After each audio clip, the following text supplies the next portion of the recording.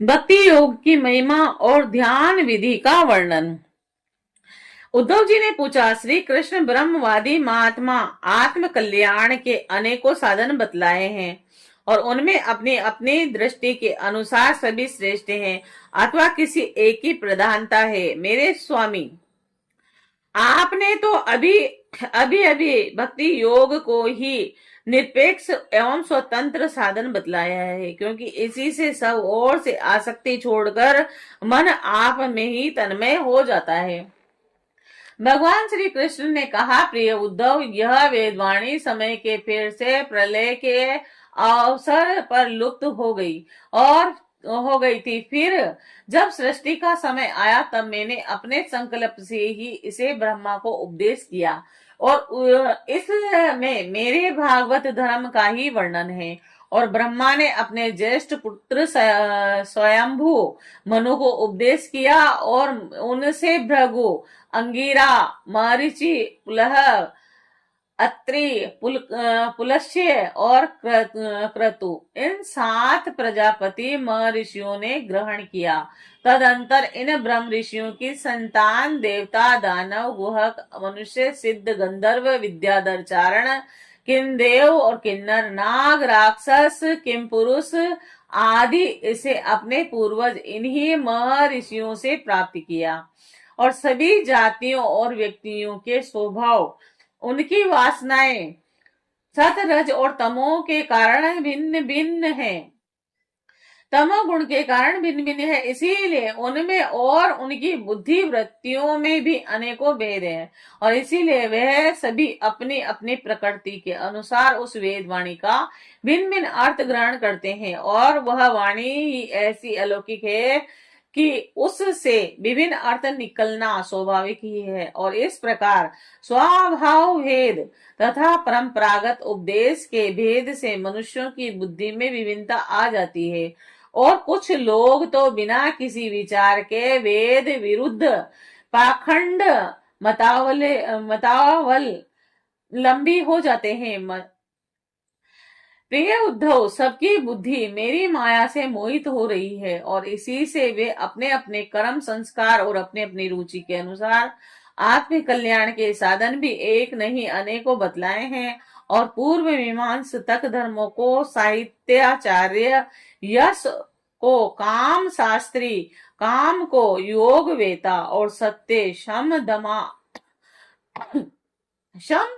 दमादि को दंड नीतिकार और ऐश्वर्य को त्यागी, त्याग को और लोकायतिक भोग को ही मनुष्य जीवन का स्वार्थ और परम लाभ बतलाते हैं। कर्म योगी लोग यज्ञ, तप, दान, व्रत आदि, यम, नियम आदि को पुरुषार्थ बतलाते हैं, परंतु यह सभी कर्म है।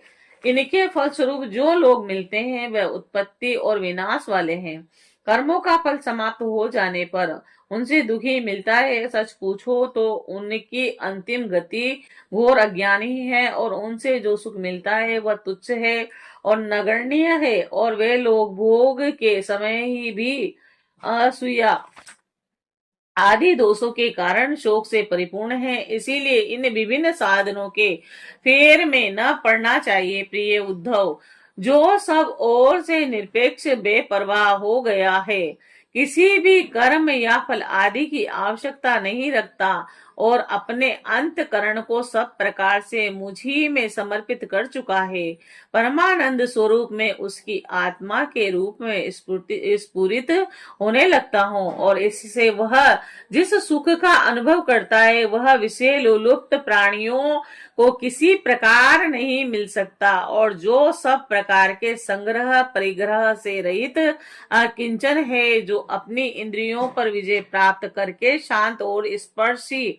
हो गया है, जो मेरी प्राप्ति से ही मेरे सानिध्य का अनुभव करके ही सदा सर्वदा पूर्ण संतोष का अनुभव करता है, उसके लिए आकाश का एक एक कोना आनंद से भरा हुआ है।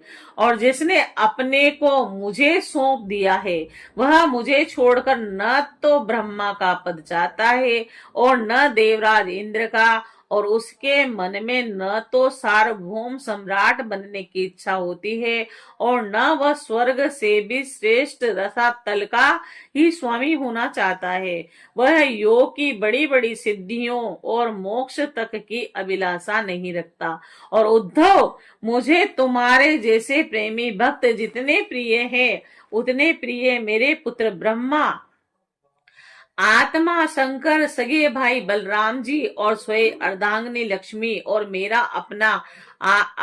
अपना आत्मा भी नहीं है, और जिसे किसी की अपेक्षा नहीं, जो जगत के चिंतन से सर्वथा उपरत होकर मेरे ही मनन चिंतन में तल्लीन रहता है और राग देश न रखकर सबके प्रति समान दृष्टि रखता है। उस महात्मा के पीछे पीछे मैं निरंतर यह सोचकर गुमा करता हूँ कि उसके चरणों की धूल उड़कर मेरे ऊपर पड़ जाए और मैं पवित्र हो जाऊं, और जो सब प्रकार के संग्रह परिग्रह से रहित हैं और जहां तक कि शरीर आदि में भी अहंता ममता नहीं रखते और जिनका चित्त मेरे ही प्रेम के रंग में रंग गया है और जो संसार की वासनाओं से शांत उपरत हो चुके हैं और जो अपनी महत्ता उदारता के कारण स्वभाव से ही समस्त प्राणियों के प्रति दया और प्रेम का भाव रखते हैं और किसी प्रकार की कामना जिनकी बुद्धि का स्पर्श नहीं कर पाती, उन्हें मेरे जीव परमानंद स्वरूप का अनुभव होता है और उसे और कोई नहीं जान सकता, क्योंकि वह परमानंद तो केवल निरपेक्षता से ही प्राप्त होता है। उद्धव जी, मेरा जो भक्त अभी जितेंद्रिय नहीं हो सका है और संसार के विषय बार बार उसे बाधा पहुंचाते रहते हैं, अपनी ओर खींच लिया करते हैं, वह भी क्षण क्षण में बढ़ने वाली मेरी प्रगल्भ भक्ति के प्रभाव से प्राय विषयों से पराजित नहीं होता। उद्धव, जैसे धधकती हुई आग लकड़ियों के बड़े ढेर को भी जलाकर खाक कर देती है, वैसे ही मेरी भक्ति भी समस्त पाप राशि को पूर्णता जला डालती है। और उद्धव, योग साधन ज्ञान विज्ञान धर्म अनुष्ठान जप पाठ और तप त्याग मुझे प्राप्त कराने में उतने समर्थ नहीं है जितनी दिनों दिन बढ़ने वाली अन्यन प्रेममय मेरी भक्ति। मैं संतों का प्रीतम आत्मा हूँ, मैं अनय श्रद्धा और अनय भक्ति से ही पकड़ में आता हूँ। मुझे प्राप्त करने का यह एक ही उपाय है। मेरी अनन्य भक्ति उन लोगों को भी पवित्र जाति दोष से मुक्त कर देती है जो जन्म से ही चांडाल हैं, और जिसके विपरीत जो मेरी भक्ति से वंचित हैं और जिनके चित्त को सत्य और दया से युक्त धर्म और तपस्या से युक्त विद्या भी भली भांति पवित्र करने में असमर्थ है। और जब तक सारा शरीर पुलकित नहीं हो जाता, चित्त पिघलकर गदगद नहीं हो जाता, आनंद के आंसू आंख से झलकने नहीं लगते और अंग तरंग और बहिरंग भक्ति के बाढ़ में चित्त डूबने उतरने नहीं लगता, तब तक इसके शुद्ध होने की कोई संभावना नहीं। और जिसकी वाणी प्रेम से गदगद हो रही है, चित पिघल कर एक और बहता रहता है और एक क्षण के लिए भी रोने का तांता नहीं टूटता, परंतु जो कभी कभी खिलखिलाकर हंसने भी लगता है, कहीं लज्जा छोड़कर ऊंचे स्वर में गाने लगता है तो कहीं नाचने लगता है। भैया उद्धव, मेरा वह भक्त न केवल अपने को बल्कि सारे संसार को पवित्र कर देता है।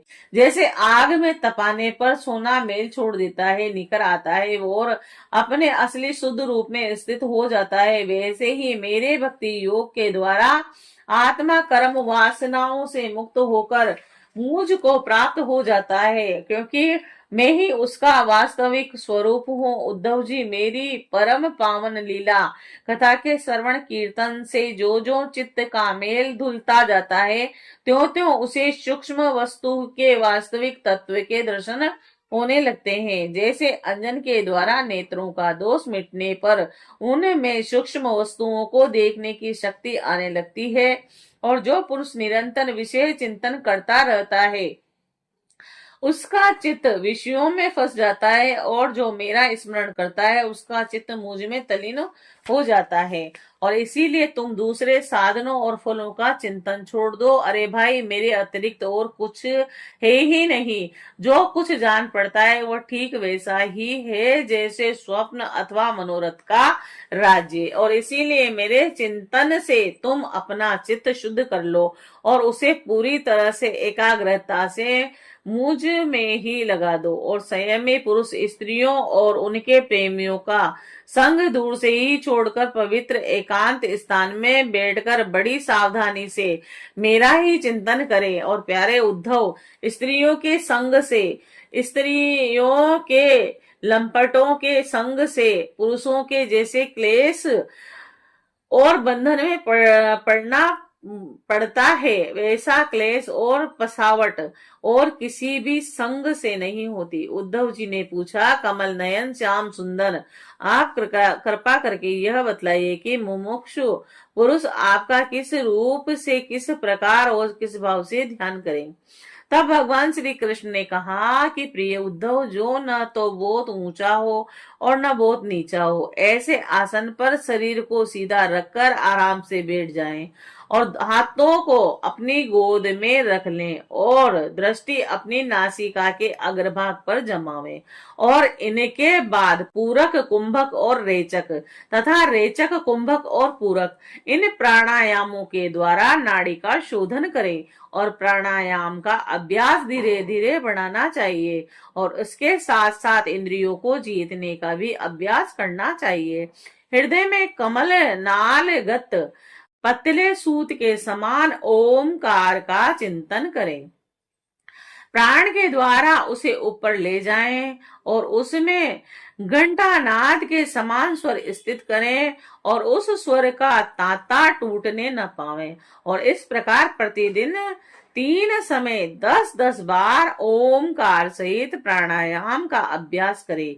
और ऐसा करने से 1 महीने के अंदर ही प्राण वायु वश में हो जाता है। और इसके बाद ऐसा चिंतन करें कि हृदय एक कमल है और वह शरीर के भीतर इस प्रकार स्थित है कि मानो उसकी डंडी तो ऊपर की ओर है और मुंह नीचे की ओर है। और अब ध्यान करना चाहिए कि उसका मुख ऊपर की ओर होकर खिल गया है और उसके 8 दल पंखुड़ियां हैं और उसके बीचों बीच पीली पीली अत्यंत सुकुमार कर्णिका गद्दी है। और कर्णिका पर कर्म, सूर्य, चंद्रमा और अग्नि का न्यास करना चाहिए। तद अंतर अग्नि के अंदर मेरे इस स्वरूप का स्मरण करना चाहिए। मेरा यह स्वरूप ध्यान के लिए बड़ा ही मंगलमय है। मेरे अवयवों की गठन बड़ी ही सुडोल है, रोम रोम से शांति टपकती है, मुख कमल अत्यंत प्रफुल्लित है और सुंदर है, घुटनों तक लंबी मनोहर 4 भुजाएं हैं, बड़ी ही सुंदर और मनोहर गर्दन है और मकरंद मणि के समान सुगंधित कपोल है और मुख पर मंद मंद मुस्कान की अनोखी सी छटा है और दोनों ओर के कान बराबर हैं और उसमें मकराकृत कुंडल झिलमिला कर रहे हैं और वर्षाकालीन मेघ के समान श्यामल शरीर पर पीतांबर फहरा रहा है। श्री वत्स और लक्ष्मी जी का चिन्ह वक्ष स्थल पर दाएं बाएं विराजमान है और हाथों में कर्मश्य, शंख, चक्र, गदा एवं पद धारण किए हुए हैं। गले में वनमाला लटक रही है, चरणों में नुपुर शोभा दे रहे हैं और गले में कौस्तुभ मणि जगमगा रही है। अपने अपने स्थान पर चमचमाते हुए किरीट, कंगन, करदनी और बाजू बंद शोभायमान हो रहे हैं। मेरा एक एक अंग अत्यंत सुंदर एवं हृदयकारी है। सुंदर मुख और प्यार भरी चितवन कृपा प्रसाद की वर्षा कर रही है। उद्धव, मेरे इस सुकुमार रूप का ध्यान करना चाहिए और अपने मन को एक एक अंग में लगाना चाहिए। बुद्धिमान पुरुष को चाहिए कि मन के द्वारा इंद्रियों को उनके विषयों से खींच ले और मन को बुद्धि रूप सारथी की सहायता से मुझ में ही लगा दे, और चाहे मेरे किसी भी अंग में क्यों न लगे। जब सारे शरीर का ध्यान होने लगे तब अपने चित्त को खींचकर एक स्थान में स्थिर करें और अन्य अंगों का चिंतन न करके केवल मंद मंद मुस्कान की छटा से युक्त मेरे मुख का ही ध्यान करें। और जब चित्त मुखारविंद में ठहर जाए तब उसे वहां से हटाकर आकाश में स्थित करें। तदंतर आकाश का चिंतन भी त्याग कर मेरे स्वरूप में आरूढ़ हो जाएं और मेरे सिवा किसी भी वस्तु का चिंतन न करें। और जब तक इस प्रकार चित्त समाहित हो जाता है तब जैसे एक ज्योति दूसरी ज्योति से मिलकर एक हो जाती है, वैसे ही अपने में मुझे और मुझ सर्व आत्मा में अपने को अनुभव करने लगता है। जो योगी इस प्रकार तीव्र ध्यान योग के द्वारा मुझ में ही अपने चिंतन का संयम करता है, उसके चित्त की वस्तु की अनेकता, तत्व संबंधी ज्ञान और उसकी प्राप्ति के लिए होने वाले कर्मों का भ्रम शीघ्र ही निवृत्त हो जाता है।